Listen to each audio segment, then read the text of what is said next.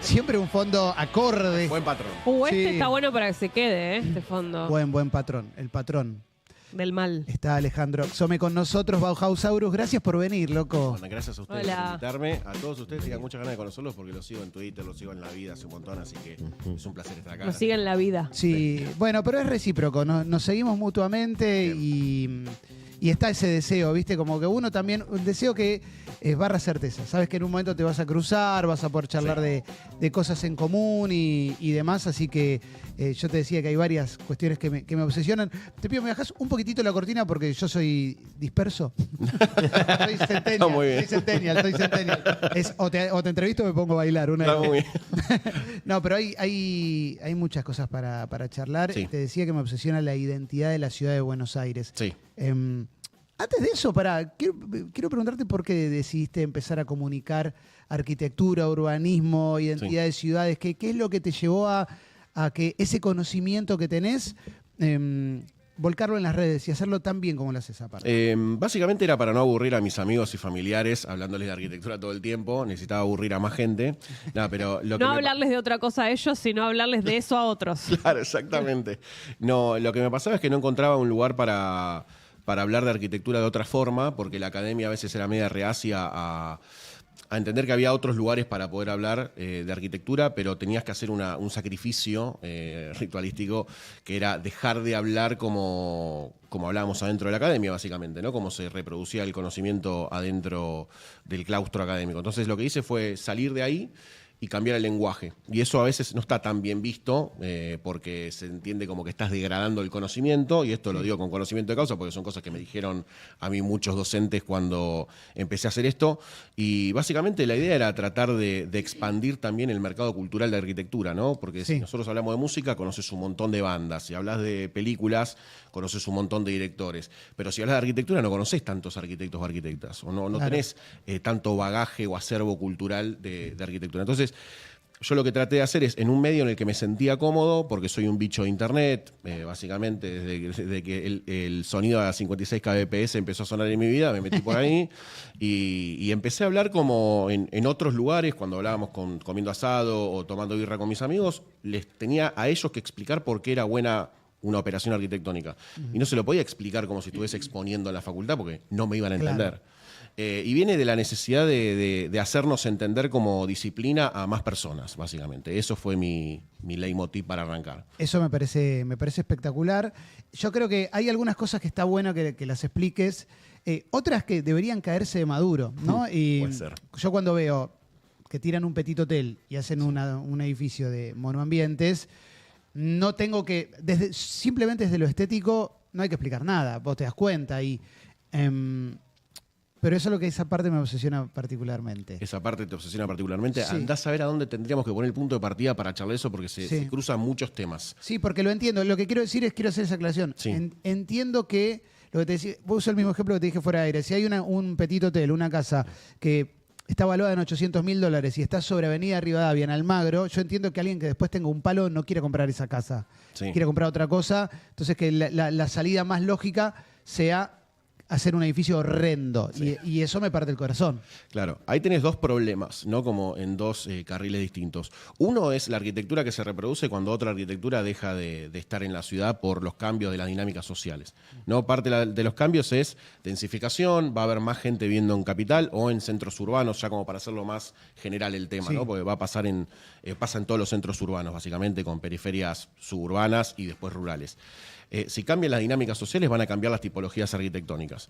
Ahora, vos podés hacer esa diferenciación y decir, bueno, perdemos el petit hotel, Sí. pero qué unidad tipológica y qué movimiento aparece ahí desde la arquitectura para reemplazarla.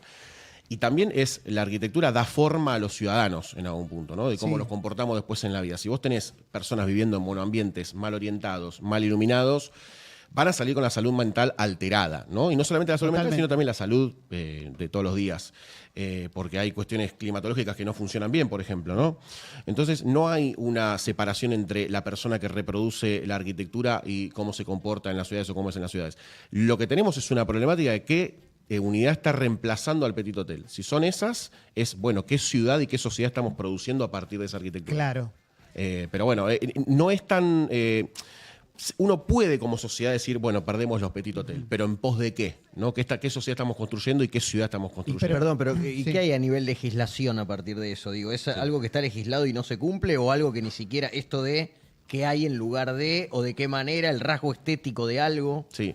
Lo que pasa es que los rasgos estéticos por lo general no terminan de conformar algo...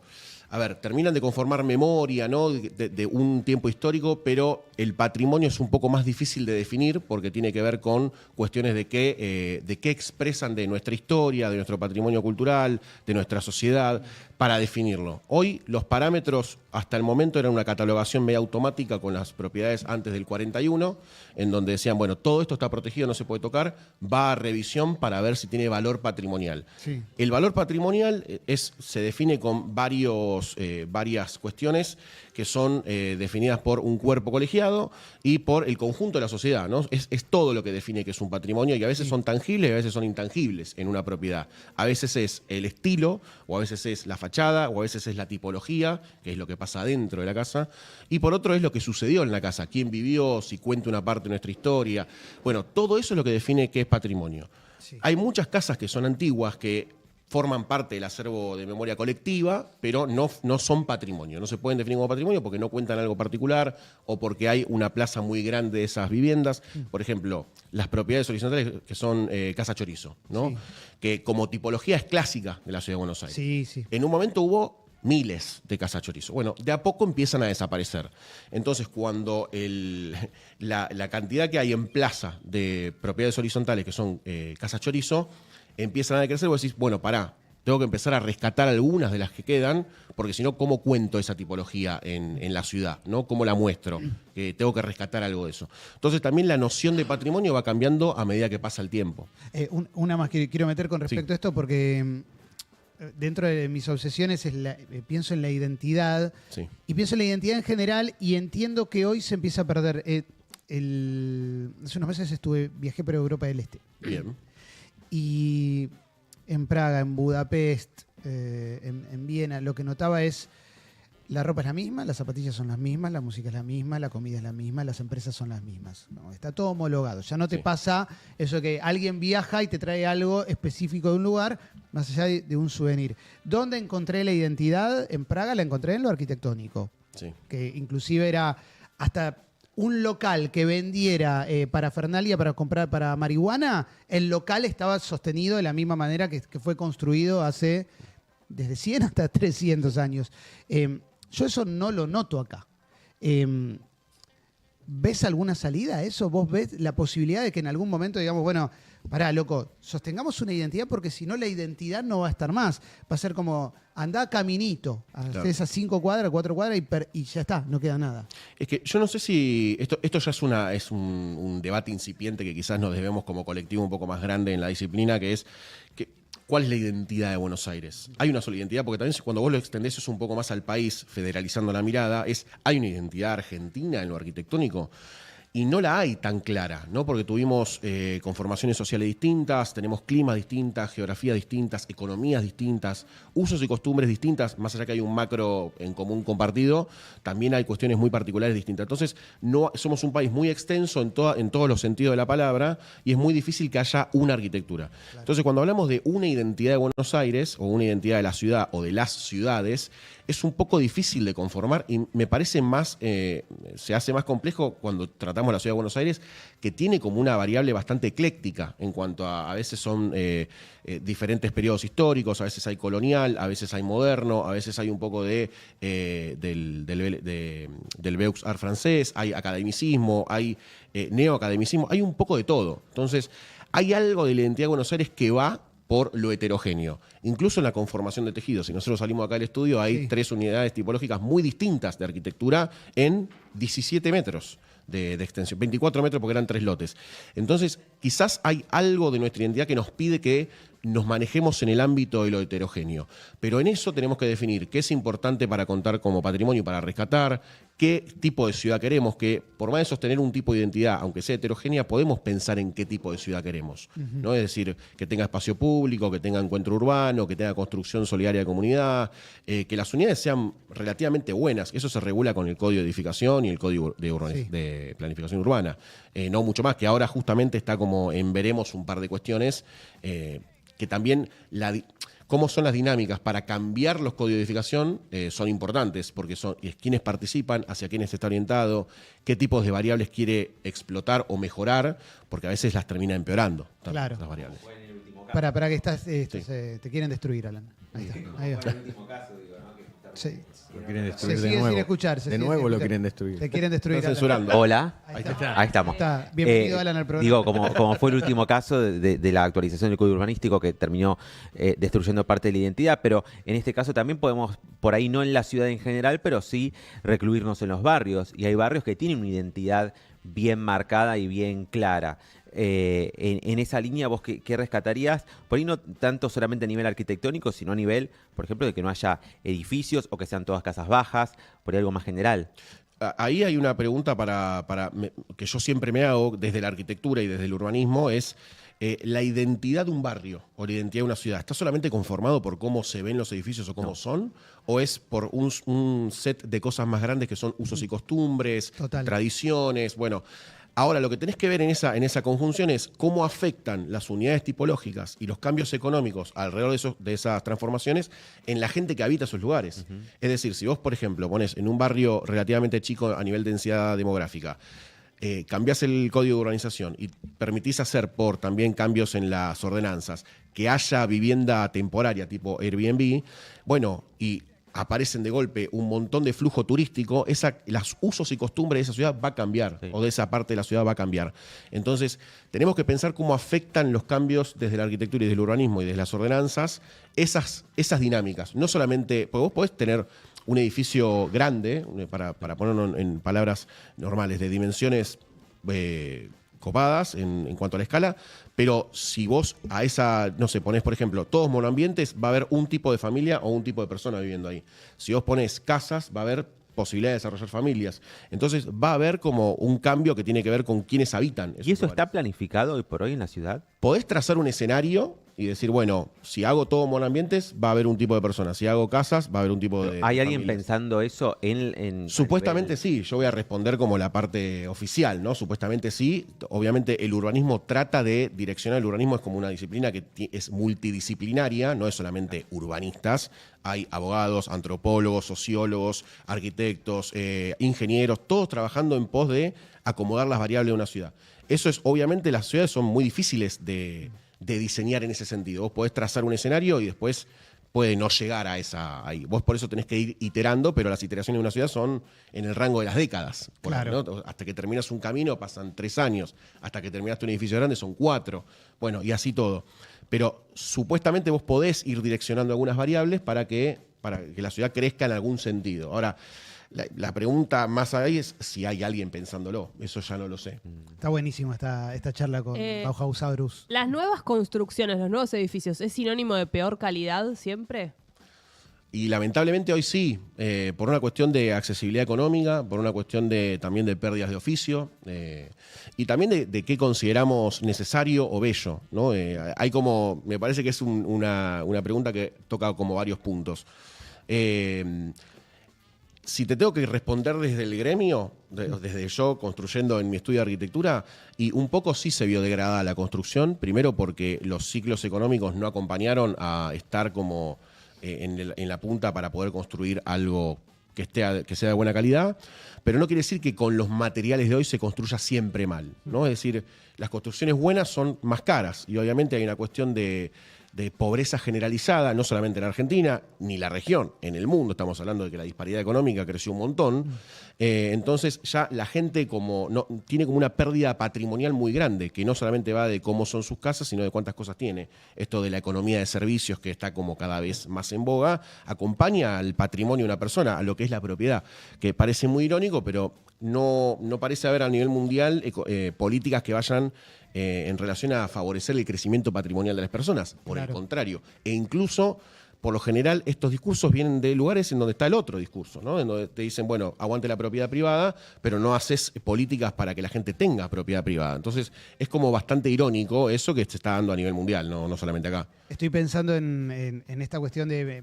Hace poco me enteré que en Berlín, me interesaba el caso, en Berlín los Airbnb los manejaban creo que 3 empresas, como tenían 70% de los Airbnb, en un momento se empezó a regular, eso se reguló para que la gente pueda mínimamente alquilar una propiedad normal. En Buenos Aires en un momento parecía ser un destino inexorable ese, que todos los departamentos estén alquilados y que estemos yendo a la situación habitacional de Europa, pero la situación mala es tenés que compartir una vivienda. Sí. ¿Te parece inexorable ese destino? A ver, no, para nada. Ningún destino es inexorable. Todo se puede diseñar. Eso es por lo menos en mi cabeza. Sí. Después puedes diseñar bien o mal o orientarlo peor o mejor. Pero yo no creo Entonces que te pase pregunto eso. si sos optimista o pesimista. Yo siempre soy optimista. Bien, no tengo me una gusta, me visión pesimista de... ¿Dije pesimista o optimista recién? Optimista. Ah, optimista. Ya se me mezclaron los cables inmediatamente. No sabía si quería arrepentirme Te o... quiero hacer pisar el palito, quiero que digas que está todo mal. No, yo soy eternamente optimista en ese Qué bueno. sentido. Por eso también tuvimos hijos, básicamente. Esa era nuestra aporte al mundo. Pero realmente yo creo que se puede regular. Se puede incluso pensar regulaciones que sean indirectas y que trabajen con el sector privado. Se puede regular en pos de que nadie pierda sus negocios, en el sentido más tradicional de la palabra, porque a veces son los lugares comunes en donde se enfrenta, ¿no? El tema de la regulación con el tema de, bueno, quiero hacer un negocio.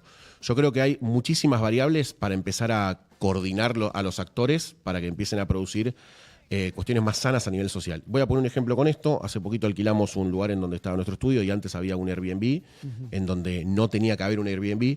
Y desde la micro, vamos a tomar como la primera célula que era ese departamento, tenían problemáticas de que no sabían quién ingresaba a la casa, al departamento, que básicamente entraban a una puerta y estaban a un layer, que era la otra puerta de la casa, de entrar a tu propiedad, una persona que no conocías, y esa persona iba cambiando una vez por semana. Entonces, las personas que vivían con cierto nivel de arraigo, produciendo la identidad del barrio y demás, desde los usos y costumbres, desde comunión vecinal y demás, no sabían quiénes estaban viviendo en esa unidad. Ahora, eso multiplicalo en toda la ciudad. Eso que pasaba en ese pH, en esa propiedad horizontal, se empieza a trasladar a toda la ciudad. Entonces, mucha gente no sabe quiénes son sus vecinos, básicamente. Sí. Hay como una cuestión de desconocimiento muy grande. Es como una extranjerización en tu propia tierra. Eso es increíble, sí, se nota mucho eso, la pérdida de sentido de comunidad en los edificios, ¿no? Yo lo veo donde vive mi madre, que es donde me crié yo, más allá de que se murieron la mayoría, pero no volvió a pasar eso, ¿no? No vuelve a pasar lo de los vecinos que están mucho tiempo en un mismo lugar. Sí, bueno, hay un ejemplo de esto, de una buena actitud consorcial, que es el Catalina Sur, en La Boca, que que además es un buen ejemplo en todo, ¿no? Se hizo en 1960, fue un complejo de vivienda municipal y con una parte mixta, adentro tiene programa público y privado, y tiene el gran concepto de densificación, que es básicamente apilar vivienda, pero con un objetivo, que es liberar el suelo para espacio público. Claro. Entonces, en todo el terreno del Catalina Sur lo que tenés es un sistema de tránsito de vecinos, tránsito de la ciudad que es ajena a esa microciudad, que la cruza, que tiene como un aire, que tiene un pulmón de descanso, de caminar, de árboles, de sol, de un montón de cosas que ese conjunto le regala a la ciudad. Y además elevando la densificación y mejorando la permeabilidad del sol, del clima, del viento, de un montón de cosas. Entonces hay modelos urbanos para poder buscar las cuestiones del mercado inmobiliario tradicional, de la densificación, de las ciudades modernas, que tengan que ver con una construcción sana de esa ciudad. O sea, hay un montón de operaciones que se pueden rescatar en ese sentido. ¿Es muy cara la belleza? O sea, ¿es muy caro que un edificio sea un poquito más lindo? Porque, viste que cuando ves edificios viejos decís, mira este detallecito, ¿viste? Esto me cambiaría tanto cruzármelo todos los días. ¿No es muy caro? Yo creo que hay alguna... lo que es la belleza va cambiando y lo que es lo caro y lo barato también va cambiando. Entonces, los detalles cambian en relación a esas dos cosas. Yo creo que el espíritu moderno en la arquitectura trataba de hacer algo un poco... La Bauhaus, por ejemplo, ¿no? Si tenemos que ir a algún punto de partida en el siglo XX, trataba de masificar las operaciones de diseño, entendiendo los cambios culturales, pero también los cambios en los sistemas de producción y económicos. Entonces, vos lo que nos está pasando es que no estamos reconociendo belleza en alguno de los cambios modernos y contemporáneos. Claro. O porque se hicieron tendencia muy rápido, o porque se hicieron mal, o porque se están reproduciendo y construyendo mal. Pero hay detalles que son más conseguibles con la economía que tenemos hoy, pero que no llegamos a reproducirlos bien. Yo creo que la belleza en sí no es cara. Si analizamos, hay un poema sobre la vivienda gaucha que habla sobre que su vivienda no es un museo y tiene cuestiones que no son de decoración, y habla sobre básicamente llegar y descansar, ¿no? Encontrar tu hogar en la casa. Y yo creo que para mí eso es bello, ¿no? Lo que pasa es que hoy se está desprendiendo la naturaleza más básica de las viviendas, que es que se transformen en hogares, en alguna forma. Entonces, si vos desprendés eso de las viviendas, hoy se transforman solo en producto. Esto no quiere decir que no puedan ser producto, pero vos no podés tomarlas solo como producto, porque si no las vendés y las intercambiás, y en la vivienda no pasa nada. Y en la vivienda por lo general se desarrollan familias, sean de uno, de dos, Claro. o de cualquier conformación. Yo en ese sentido no soy tan conservador. Pero el tema de la conformación de una familia o de una persona y las relaciones personales se dan en el hogar, cuando vos tenés ciertas cualidades más que se dan en la vivienda. Yo creo que lo que se está desarmando hoy es eso de las cuestiones de la vivienda. Pero bueno, me parece que se pueden recuperar, no es imposible. Ahí está mi optimismo. Porque Bien. además también ese tipo de disposiciones que determinan cuánto tiene que medir un departamento, etcétera, etcétera, también te definen el modelo de ciudad. Porque si vas a tener un departamento muy pequeño, te incita a estar afuera. Entonces tienes que tener una ciudad con otros servicios, con mayor espacio público. Eso, y yo vuelvo a la pregunta, ¿se está pensando eso, por ejemplo? Nuevamente la respuesta oficial sería sí, se está pensando. El tema es qué se está haciendo efectivamente. Eso. Porque vos podés pensar y no hacer realizar nada. ninguna ordenanza o ninguna política o ningún código para que eso cambie. Pero está muy bien lo que decís, porque vos, si tenés una ciudad, por ejemplo, hiperdensa, con unidades de vivienda muy chicas, lo que deberías proponer es un modelo como el de Catalinas, en donde vos bajás a la planta baja y tenés lo que no tenés en tu hogar. Entonces hay una desconexión entre las viviendas que se están proponiendo producir y cómo son las ciudades. Hace poquito fuimos a San Pablo, estábamos hablando recién fuera del aire, y San Pablo es una ciudad mega densa, es el Tokio de Latinoamérica. Sí. Y no podés pensar en construcción de espacio público porque la propia ciudad te come. Si ellos no proponen como colectivo grande, en el sentido de lo privado y lo público, construcción de espacio público, la ciudad se cae por sí sola, por su propio peso, porque la pasa por arriba. Entonces tienen que estar constantemente haciendo infraestructura de transporte, que es público, además, ¿no? Tienen que estar haciendo estaciones intermodales a cada ciclo del conurbano que se va expandiendo para ellos. Tienen que seguir haciendo infraestructura, porque si no saben que van a empezar a reproducir variables que va a ser muy difícil volver. Hacinamiento, pobreza, y esto no quiere decir que no lo tengan, lo tienen también, pero tienen una vocación de construir espacio urbano y espacio de ciudad constantemente. Eso es lo que yo creo que la ciudad de Buenos Aires perdió. Y lo perdió también cuando se dejó de pensar con el AMBA, ¿no? Como una región metropolitana un poco más grande. Nosotros ya deberíamos estar pensando como mancha urbana de La Plata a Campana, básicamente. Es más, lo extendería de La Plata a Rosario Córdoba, como un tándem productivo, ¿no? Como un tándem de ciudad. Ya deberíamos pensarnos así nosotros regionalmente. No, me quedó picando esto que dijo Clemen, si es cara la belleza, vos le contestaste, digo, se me ocurre, no sé, si yo no tengo casi ningún recurso para comprar comida, va de suyo que hay muchas chances de que coma muy mal. Sí. Pero también, si tengo muchos recursos, es casi una elección, también puedo comer muy mal. En este tipo de situaciones, ¿vos ves a veces que hay cosas, entre comillas, muy caras que no tienen como un rigor casi en ningún rubro? ningún Que sentido. decís, acá la pusieron toda y la pusieron toda mal. Sí, lo que se está empezando a denominar la narcoarquitectura. Básicamente. Bueno. Le dicen así, no quiere decir que sea estrictamente, o sea, puede haber coincidencia o no con el narcotráfico, pero se le dice ¿Y narcoarquitectura. por qué no le dicen arquitectura directamente? Ahora no, Bueno. La facultad en arquitectura. Sí, claro. No, salís carreras rápidas. No, se le dice a las casas que son fastuosas en cuanto a qué tipo de materiales se pone. Las casas con puertas que tienen 6 metros para gigantes, por ejemplo, y terminás abriendo una puerta de 2,20, que en realidad es 2,05 la medida de la puerta. Ahí hay como una necesidad de mostrar, obviamente, que tenés la posibilidad de construir eso, pero la mayoría de las disposiciones están mal puestas. Cuando vos entras a una casa y tiene eco, para mí está mal. Esa es la variable de decir, bueno, hay algo que acá está sonando mal, bueno, si tiene eco no estamos bien, o porque... Qué bajón llegar a ese momento y que haya eco, que está todo mal hecho. Como- Bueno, en realidad no es por una cuestión constructiva, sino por una cuestión de cómo llenaste vos esa vivienda y qué escala y dimensión tiene esa vivienda. Si vos entras a un lugar en donde la casa es 8 por, no sé, 15 y es solamente un estar con múltiples sillones y la cocina es gigantesca. Y es una casa que no es para personas. Es ¿Le una decís a un amigo si llegás y hay eco? Esto me parece- No. Qué Me casa parece de que te mierda. cago. Herda. Por lo general. Por lo general no juzgo ninguna casa de amigos. A no ser que me lo pida. Me lo piden, A claro. no ser que me lo pida, Pero no, eso no lo hago porque no me parece copado. Pero no, o sea, todo lo que es las decisiones en relación a cambiarle la escala a la dimensión hogareña, ya cuando parece más un galpón lleno de porcelanatos, parece más un showroom que una casa, ahí me parece que ya le estamos pifiando un poquitito. Y con respecto a la seguridad, ¿cambió en los últimos años algo en las construcciones? No sé, las rejas, la Seguridad forma con respecto a la seguridad social. de los robos, de Sí. todo eso. Y sí, cambió. Yo creo que cambia mucho más con respecto a cómo se relaciona la casa con la ciudad que la casa hacia adentro. En realidad las dos, pero la principal es Me pongo un ejemplo. Si uno te produce cada vez una aversión más al espacio público. Por ejemplo, ¿cuántas ventanas abiertas ven de una persona atrás cocinando con la ventana abierta y que pase un No, vecino y le nada. diga qué tal, cómo andás? O nada, o que no se saluden, No, o que se obvio. puteen, hasta la puteada es un intercambio copado en el Sí. espacio urbano.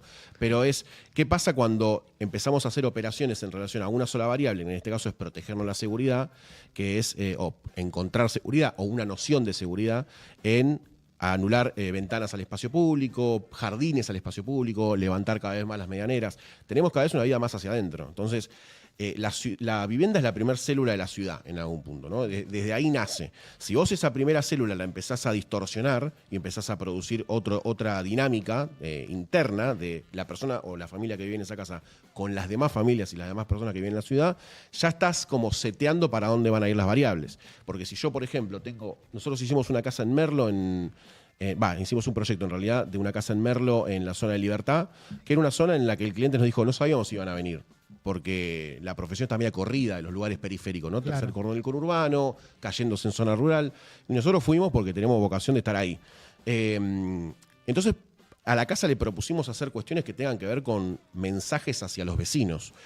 Abrir un poco la pared frontal para que haya algún control visual de adentro hacia afuera y de afuera hacia adentro, pero también hacer una vereda, por ejemplo, ¿no? Decir, bueno, hagamos una vereda, la primera vereda de la cuadra va a ser la de tu casa.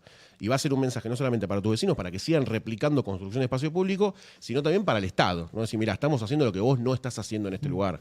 Entonces yo creo que desde la casa se pueden hacer muchas operaciones. La seguridad es una que bloqueó muchas. Ventanas que dan a la calle, la gente que se sienta en la vereda a tomar fresca y ven pasar las cosas, simplemente ver pasar las cosas, ¿no? Eso ya es algo impensable hoy en la ciudad. Yo creo que todas esas cosas van a raíz de responder a una variable. Por ejemplo, seguridad. Bueno, entonces pongo rejas y miro para adentro. Esto no quiere decir que la seguridad no sea un problema y que no puedas responderle en derecho de la defensa de tu vida, ¿no? Porque por lo general se suele, como por ejemplo los barrios privados, uno de los principales motivos para mudarse a un barrio privado es seguridad o calidad de vida, ¿no? Y es cuando uno habla sobre las problemáticas de los barrios privados, tienden a decirte, bueno, es mi decisión y por supuesto estás en todo tu derecho de tomarla, pero uno también está en todo su derecho de analizar cómo cambian las variables urbanas alrededor de una mega operación que es la de la migración de un sector socioeconómico de las ciudades consolidadas a zona rural urbanizada, que son Claro. los barrios. Entonces hay un montón de dinámicas sociales que cambian, entonces tenemos que atenderlas para ver cómo están cambiando los dos circuitos de producción de humanos, básicamente. Alejandro, me acaban de elegir jefe de gobierno porteño. Bueno. Te llamo a vos para que me diseñes un código urbanístico. Uy, qué lindo. Sí. ¿Sobre qué apuntás primero? ¿Para dónde vas primero? ¿Qué es lo primero que te viene a la cabeza? Lo primero que me vendría a la cabeza es empezar a pensar una política regional. Juntarse con todos los intendentes de los municipios de por lo menos el primer cordón, el segundo y el tercero, Sí. y decir, bueno, ¿qué política urbana vamos a elegir? ¿Cómo se van a desarrollar las centralidades? ¿Vamos a incrementar población? ¿Cómo la vamos a incrementar? ¿Qué tipo de población? Porque también si vos proponés un solo tipo de vivienda, va a crecer un solo tipo demográfico, no van a crecer Claro. todos. Entonces, entendería primero cómo relacionarnos con toda la periferia. Segundo, relación con el río espacio público, por supuesto, eso en Capital Federal más que nada, pero no solamente Capital Federal. El río es, para mí, desde La Plata hasta por lo menos todo el delta del Tigre profundo, ¿no? Espectacular. O sea, todo eso habría que pensarlo porque ¿qué pasa con el camino de Sirga? ¿No? Eso que es el camino público que da al río. En muchos lugares está bloqueado por lanchas. Está todo bien con las lanchas, está todo bien con la riqueza, ¿no? Como se termina como por mezclar, Sí, pero sí. tratemos de pensar cómo se produce eso. Y después, por otro lado, empezaría a pensar políticas para que se relacionen mejor el sector público con el sector privado. Es decir, cómo se produce, por ejemplo, vivienda social dentro del mercado inmobiliario. Se puede hacer tranquilamente con algún tipo de exención impositiva y desvías la plusvalía extra por algún descuento de IVA, por ejemplo, para que produzcan vivienda social. Las mismas desarrolladoras que hacen el mercado tradicional inmobiliario. Desarrollaría algún tipo de política de vivienda social y no solamente porque se tiende a pensar que la vivienda social es para la gente que está en las últimas, ¿no? Que no Sí. tiene nada en donde vivir. Y no es solamente eso. Vos tenés que proponer vivienda social para distintos estratos socioeconómicos que por ahí necesitan acceder a una vivienda con crédito o con algún plan gubernamental, como pasa en Uruguay, por ejemplo. Iría como por esos 3 ejes, básicamente. Me vuelvo loco. Ahora tenés que ganar las elecciones. No, la vamos a ganar, pero voy con vos, la vamos a ganar. tengo ¿Cuántos problema. seguidores tenemos? ¿Tenés una más? Dale, Sí. y después yo te hago la ¿Y última. no sé qué experiencias existen virtuosas de urbanizaciones, de villas, de barrios populares? ¿Qué hay en esa materia que se podría llegar a imitar o a ser inspirador? Sí, voy a tocar uno actual que parece contraintuitivo, pero que fue realizado por el IBC, por las administraciones anteriores del gobierno de la Ciudad de Buenos Aires, que es la organización de la Villa 20, que creo que es el Papa Francisco, si no me equivoco, que es una organización bastante buena en términos disciplinares y en términos efectivos. La que está al lado de Puerto Madero. No, No. es la de Parque Brown, al sur, la de Villa Lugano. Sí. Ah, ok.